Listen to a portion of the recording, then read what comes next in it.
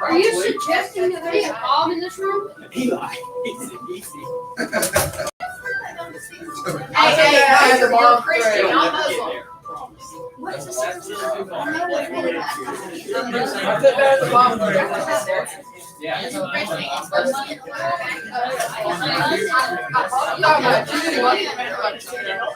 Oh my God, it's a Muslim war.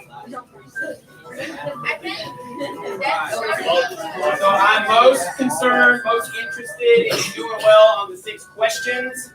The coloring can be, part 2. So make sure.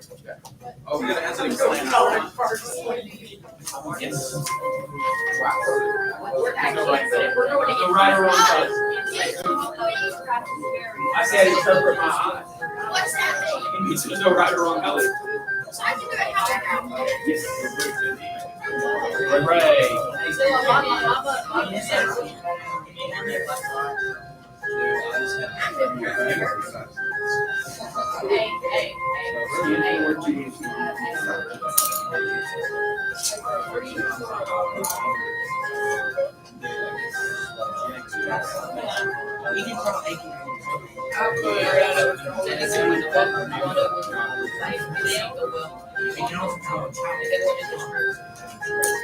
Because it's the Holy Land.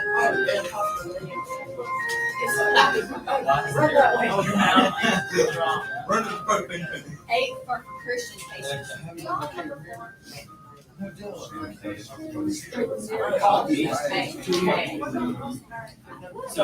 So what we're going to do, we go to the Christians.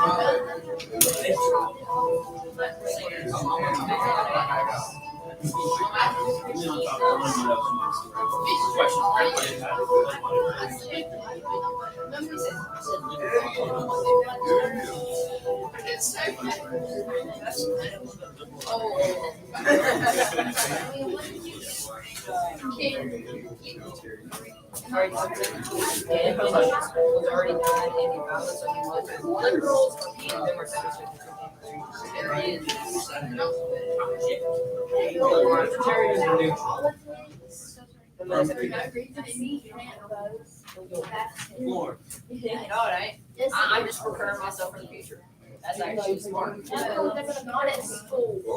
All right, wherever you're at, you can go ahead and pause on the questions. If you are idly coloring and you can still focus, like I know a lot of you are doodlers, that's good, that's fine. Where'd I leave my clicker? Can I move,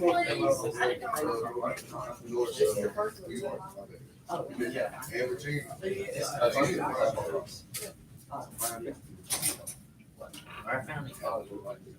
Why don't you tell me I left my clicker outside?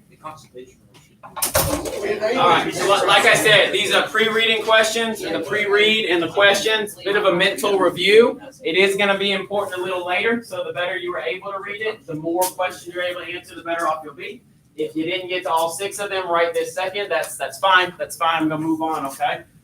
Let's talk about, so yesterday, let's review me through the 5 W's. Who was involved in the Crusades? Christians.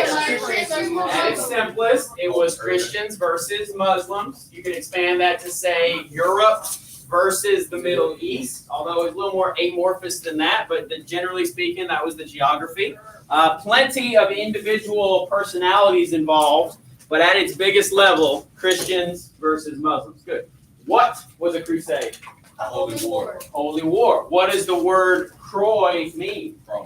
Cross, or going to the cross. So a crusade was going to the cross. You You can see my Halloween level Crusader costume here. Even has the red cross on it, and I showed you a bunch of photos yesterday that whether it was shield or flag or outfit, right, armor, all had the cross on it. So who, what, when did the Crusades occur? 1195. 1095. So that was the first called for crusade. Called for by whom? Pope Urban. Pope Urban the Second. Yeah, right. I don't know how many Urbans there can be, but this is the second, right? Pope Urban the second, 1095, and that's a definitive start date, right? Now the end date gets a little harder to define. What did we say was 1700s, and then we acknowledged, like, is it still going on today? Oh, question mark. Who knows, right? But 1095 to the 1700s. Who, what, when, where? Kind of already said it. Was the big Jerusalem. Jerusalem is the big where, right? The actual fought over city.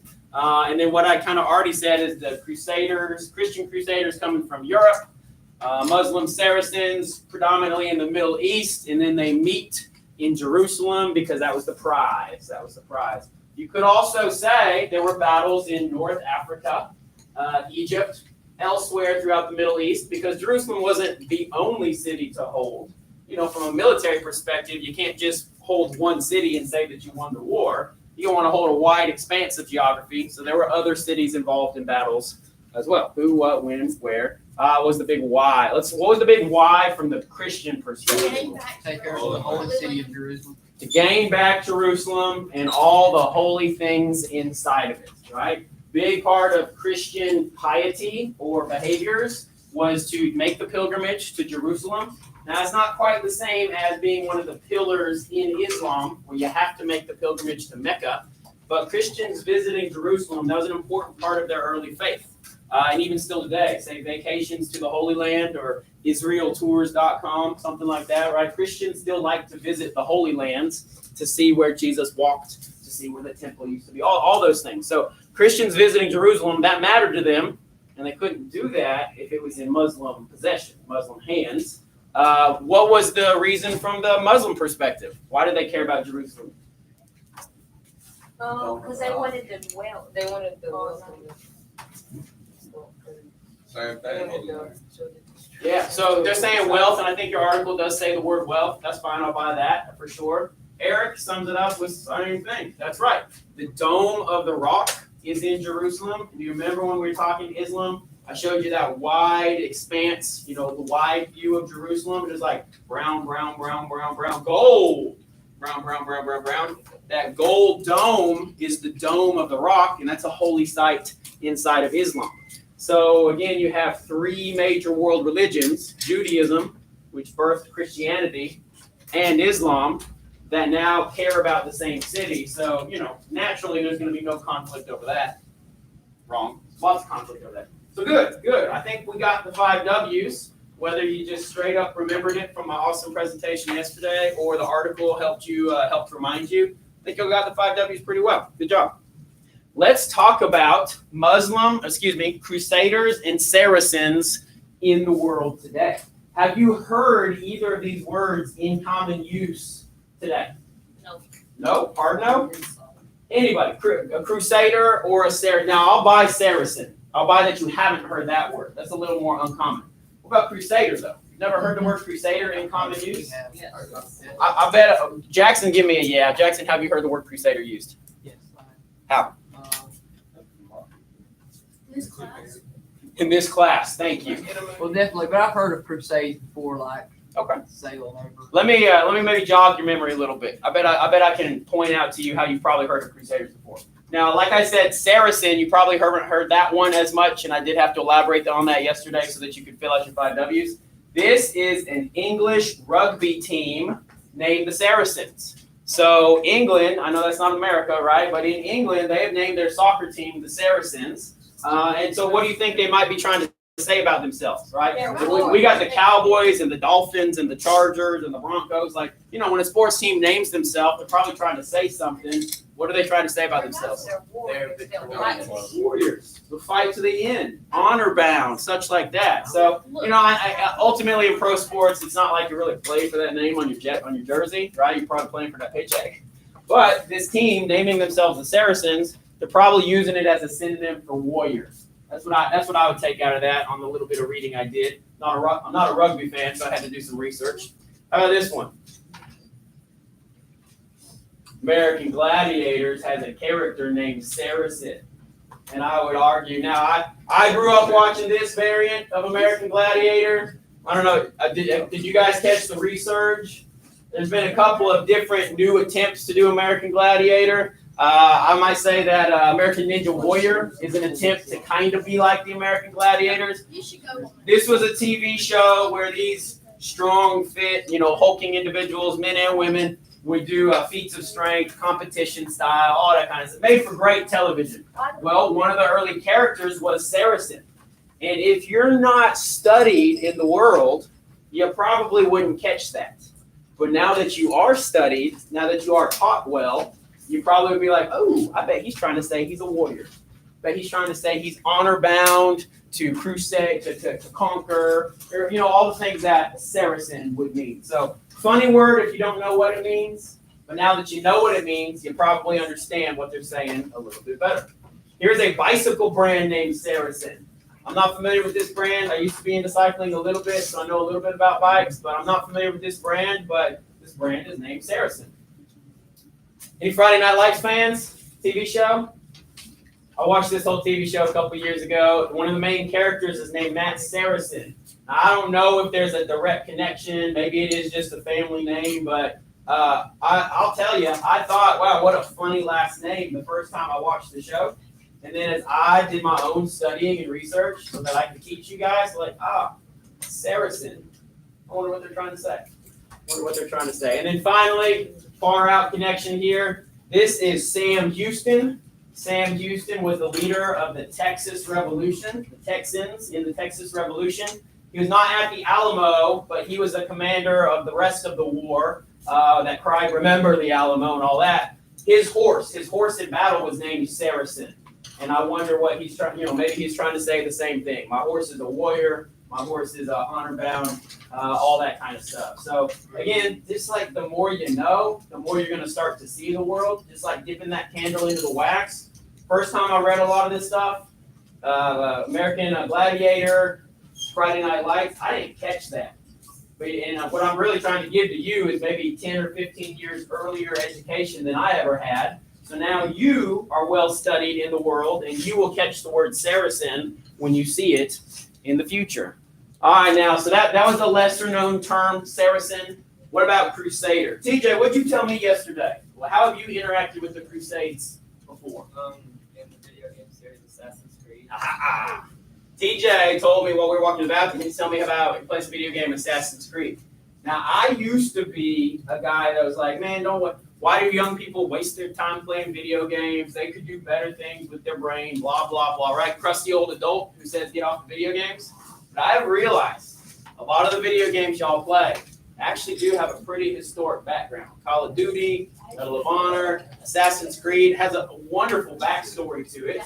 And one of the variants of Assassin's Creed is about the Crusades and the Knight Templars. So TJ was straight up telling me about the story and about how the characters would interact with each other, who had an alliance with each other, who was fighting each other, all that kind of stuff. So when you guys play video games like this, your history teacher approves because it means you're growing your brain even as you're playing a video game. So Crusades, still a good selling point, right? Assassin's Creed found it good enough to sell millions of video games. TJ? I do want to say the one in the red right there is King Edward the Lionheart. Okay. King Edward the Lionheart. Was he the French king?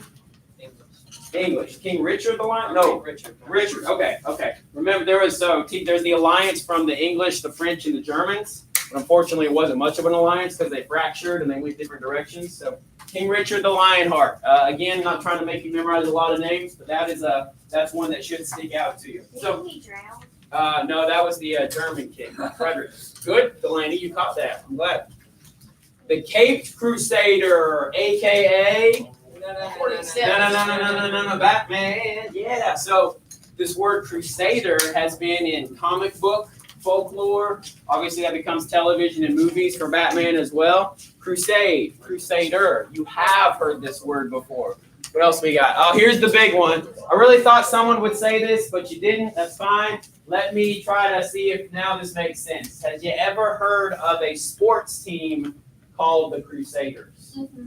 Middle school, high school, and college. A lot of times they are Christian-based universities or a Christian private school. Call their team the Crusaders. And since I said it's a Christian-based school, I mean, can you see how that makes sense?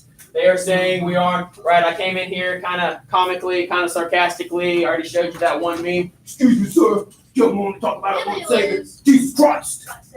Obviously, the joke is, I think the joke is that, right, are they on a mission for Jesus Christ when they're slitting throats? I think that's not exactly missionary work necessarily. So a lot of these private schools, Christian schools, nickname themselves the Crusaders. Are we cool with that, or could there be a problem with that? It could be knowing our generation. They're probably. Julia says, knowing our generation, there's probably a problem. Jayla, you gave me the stink eye. Why could there be a problem with that? Why could there be a problem with that? Yeah. So, in fact, there have been, very recently, many of these high visibility colleges trickle on down to, say, high schools and private schools.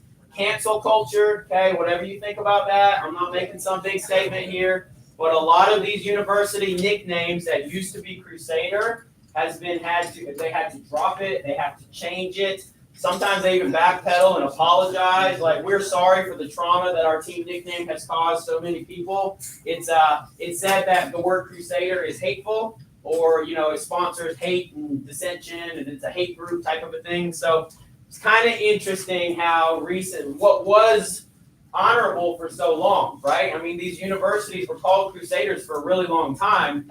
All of a sudden, look at the date, February of 2021. Okay, it's pretty recent.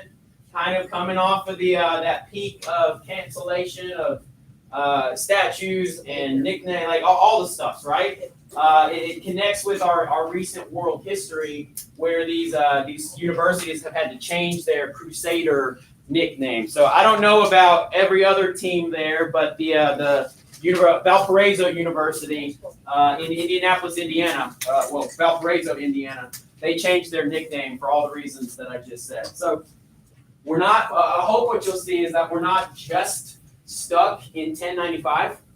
This is something that is still relevant to you guys today. Religion affects everything. Islam, Christianity, still in conflict with each other a little bit today.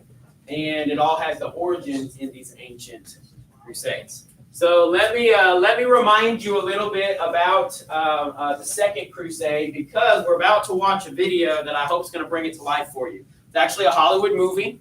We're going to watch about 20 minutes of the movie Kingdom of Heaven. If you've ever seen it before, you're like, yeah. If you haven't seen it before, you're like, Kingdom of Heaven, what's that about? So if I give you 20 minutes of a movie, that must mean I think it's worthwhile, right? I don't usually burn 20 minutes of class time on a Hollywood movie. So I think it's pretty worthwhile to watch this chunk of movie, and I think you'll see the Crusades come alive for you. Being that the Crusades were over such a long time period, I mean, to make a movie, they can only make a movie about kind of a specific portion of it, and this movie comes out of the Second Crusade. So I want you to remember that the Second Crusade is when the Christians were in possession of Jerusalem, right? The First Crusade, Christians win, they maintain Jerusalem. Well, the Second Crusade is the Muslims trying to take it back through siege tactics. We talked about how a siege is surrounding an area and just waiting out the people on the inside. Eventually, they're going to run out of food, they're going to run out of water. In this case, they're going to run out of ammunition. Maybe disease starts to run rampant. So here we are, I'm setting the scene for you. The Muslim commander, Saladin, and those of you with an Islam team picture here, this is Saladin. The lady be like, hey, he's so angry, how do I even cover that? This is Yusuf Saladin, and this is it's art, because there weren't photographs, but this is what he probably looked like. And then, of course, most of you chose to color the backside, the crescent moon and the star, that's fine. So Saladin is leading the Muslim Saracens against the Christians that are barricaded inside of Jerusalem. Just cut to the finish. Remember, the Christian Crusaders were defeated, but, it's a pretty big but they were allowed to leave Jerusalem alive. So a little bit of a negotiation. The Muslims take the city. The Christians hang their heads in shame. but they do at least leave alive. This is called the Siege of Jerusalem of 1187. You won't see it in the movie reflected exactly, but this also is where the true cross relic was kind of in contention, which people thought was a piece of wood that was from the cross of Jesus. Unfortunately, it gets lost to history during the Second Crusade. A little bit more on Saladin here. So another picture of him, another artwork. He was loved by Muslims, as you know. You might imagine almost like a George Washington type of admiration. I just make that comparison because that's something that I think we understand. So he was loved by Muslims. He was admired by Christians. His decision to allow the Crusaders to leave alive, even in defeat, it inspired admiration by his opponent, by the Christians. So loved by Muslims, admired by Christians. He conquered Jerusalem in 1187. He allowed the Crusaders to surrender. And then from this also, this is where the negotiation continued. The Muslims are in possession of Jerusalem, but the Muslims are going to allow for safe passage for Christians into the city to pay the pilgrimage, or to do their pilgrimage to visit the holy sites. So the Christians get exactly what they wanted. No, they're not in possession of Jerusalem, but they do get to visit the holy sites. So in a way, that's kind of a negotiated agreement. However, one strike against him, you might say, is that he did not return the true cross relic. Now, the reading I do, I think he didn't really know where it was. He didn't exactly, it's not like he had it in his hands and then he threw it in the garbage. He probably just used it as a negotiation piece, even though he didn't really know where it was. I bet it got destroyed, it got lost. It's just lost to history, unfortunately. There's another picture of him. This is actually the character you're going to see in the movie. So you're going to see this guy. This is Saladin. When you see that character with the big nose piece, and then that's the picture you have in front of you right there. Real quick, let me explain what you're going to see in terms of the tactics. You guys like the military stuff, right? I know I probably go too deep on the military stuff because it's part of my background. Let me explain what you're going to see so that as the movie goes, I don't really have to stop and explain. So kind of three big things you're going to see. You're going to see the Muslims coming from a distance, and they are actually marking their distance with rocks on the ground. Why do you think you would want to have distance markers out there? Shot accuracy. Shot accuracy. So it goes two ways. The Christians can know, okay, they're 300 yards away, so we want to use the catapults. And the Muslims can know, okay, we're 300 yards away, so we want to use our catapults. Or as they get in closer, now they can use the bow and arrow, etc. So you're going to see some really accurate weaponry. And when you see the rocks on the ground, those are distance markers. And guys, those are still used today, okay? When I was in Afghanistan, one of the tactics that the enemy would use was a pile of rocks, again, exactly like you're going to see.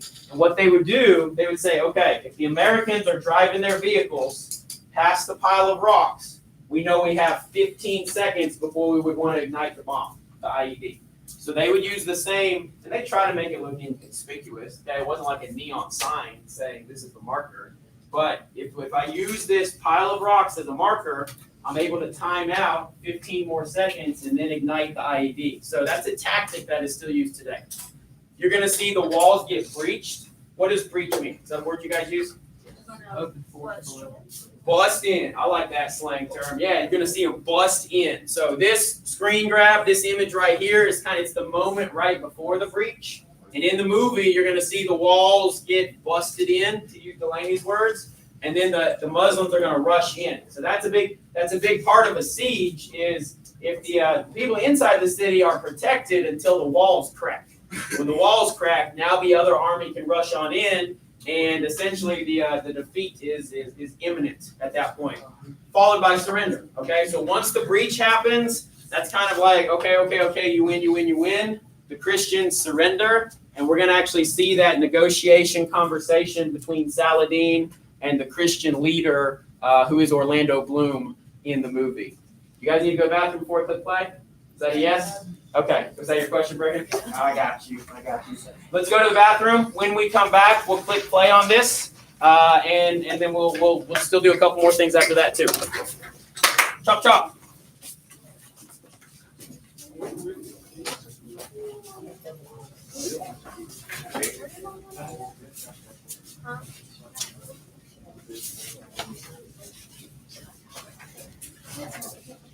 I did not order that thing before I watched it. Oh, fourth block. Me neither. I don't want to do fourth block either. Leon's your first.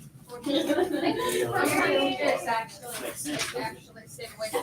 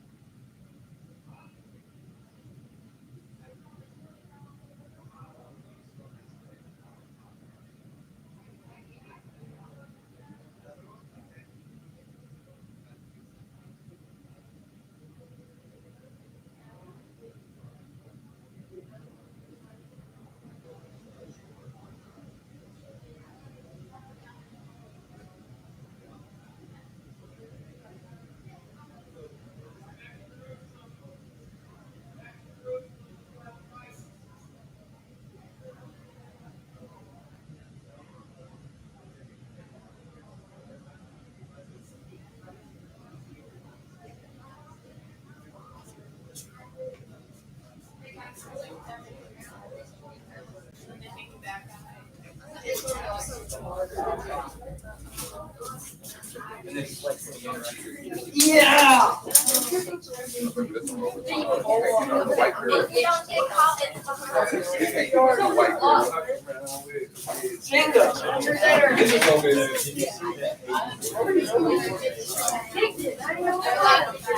Yeah, I saw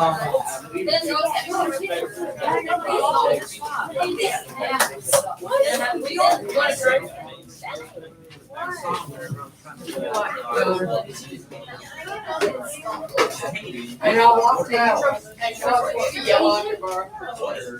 What do you mean? You look more Asian than anybody.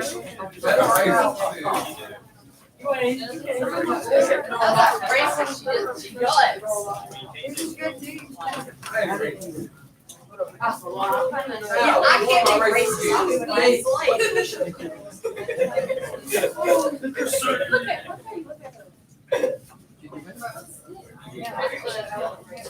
All right, so it dawned on me I should mention to you, pay attention to what you see in the movie because then we're going to go live it out. You guys have been working hard on your color page. You may notice that you are divided, Christians and Saracens, Crusaders and Saracens. We're going to go live this out in the courtyard after we watch the video, okay? It's fun. It's one of those things that my classes always talk about.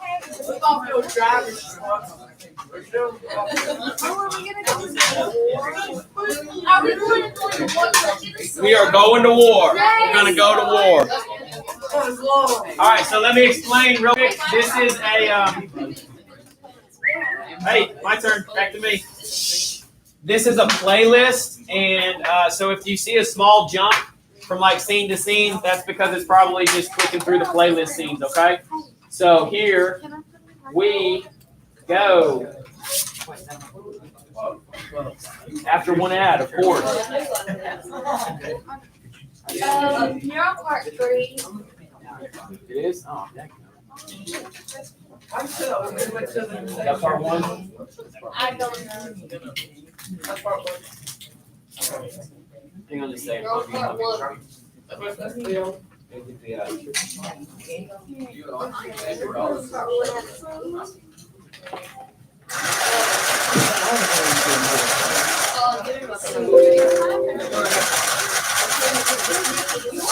All right, so last thought, then I'm going to click play. You're going to see a lot of the stuff we've already talked about. You're going to see a lot of Islamic culture. You're going to see praying. Tell me if you see the crescent moon and the star. And then, of course, you're going to see a lot of Christianity as well. So that's why we laid the foundation with Religion Week. Eli, turn around. Watch the screen. If you're coloring on your page while you're just paying attention, I'm good with that. Here we go.